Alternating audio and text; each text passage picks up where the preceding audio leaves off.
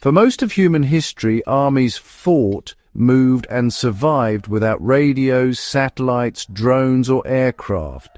There was no real-time intelligence, no instant communication, no precision navigation, and no rapid evacuation.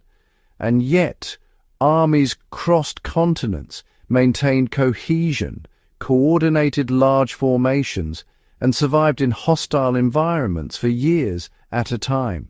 They did so by relying on systems that were slower, more fragile in some ways, but deeply resilient in others. Understanding how armies functioned before modern technology reveals something uncomfortable. Much of what keeps forces alive today is not technological. It is behavioral, organizational, and environmental. Before radios, armies could not issue real-time orders. Commanders had to assume that communication would be delayed, distorted, or lost entirely. As a result, armies emphasized clear intent over detailed instruction. Orders were simple and broadly framed. Subordinate commanders were expected to act independently within those boundaries. This produced forces that were slower to react but far harder to paralyze. If a messenger was killed or delayed, the unit still knew its role. This approach created a form of resilience modern armies still study. When communication breaks down, units trained for autonomy continue to function. Those dependent on constant guidance stall. Without GPS, armies learned terrain intimately. Officers and scouts studied maps, landmarks, river systems, ridgelines, and man-made features.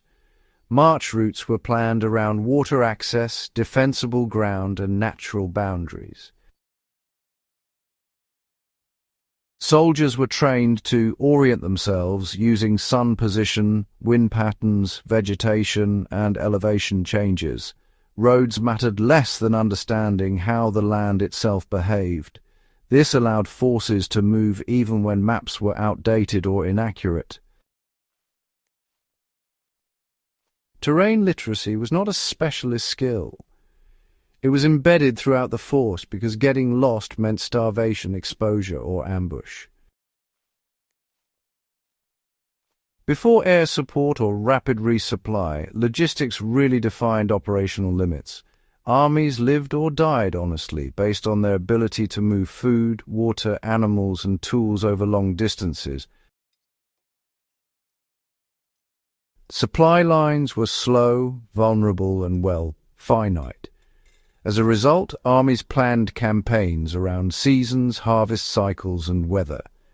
They conserved energy, avoided unnecessary movement, and chose routes that reduced strain on animals and men. Foraging was common, but honestly, it was risky. Discipline was required to prevent collapse into chaos. Armies that failed to manage logistics disintegrated without ever meeting the enemy. Without radios, armies used visual and auditory signals. Flags, standards, drums, horns, smoke, and fires conveyed information across distance. These systems were crude by modern standards, but they were reliable within their limits. Signals were standardized and practiced relentlessly. Everyone knew what a banner movement or drum pattern meant. Redundancy was built in.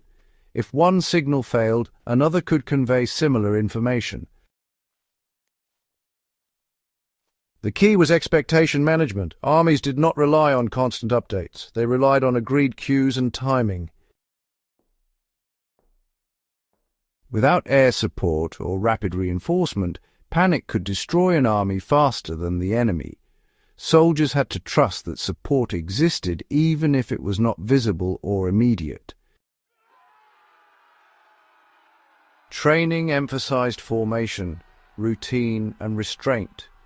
Units that broke formation were vulnerable. Discipline preserved cohesion under uncertainty. Leaders maintained order not through constant communication, but through predictability. This discipline also extended to survival behaviors, conserving water, managing exposure, maintaining sanitation, and resting when possible. Armies that lost discipline succumbed to disease and exhaustion. Information was gathered by scouts, locals, prisoners, and, just plain observation. This intelligence was incomplete and often wrong, but it was, continuously updated through human networks. Armies cultivated relationships with local populations when possible. Guides mattered, so did interpreters, and honestly, understanding human terrain was as important as understanding physical terrain. Errors were expected. Armies survived by building flexibility into plans rather than demanding precision. Without modern shelter systems, armies relied on tents, earthworks, and natural features. Camps were sited with wind, drainage, and concealment in mind. Poor camp placement led to disease, flooding, and cold injuries. Soldiers learned to improvise shelter quickly. Exposure was managed through layering, movement control, and routine maintenance. Armies that neglected these basics lost combat power without fighting. Without rapid response capabilities, armies understood time differently. Movement was slow, information lagged. Decisions were made with the expectation that circumstances would change before orders arrived. This forced patience.